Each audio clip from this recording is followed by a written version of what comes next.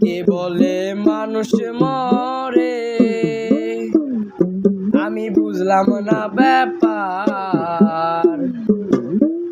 মানুষ মরিয়া গেলে, মানুষ মরিয়া গেলে বিচার হবে কার? বলো বিচার হবে কার? কে বলে মানুষ মরে, আমি বুঝলাম না ব্যাপার। মানুষ মরিয়া গেলে, মানুষ মরিয়া গেলে বিচার হবে কার? বলো বিচার হবে কার? কে বলে মানুষ মরে।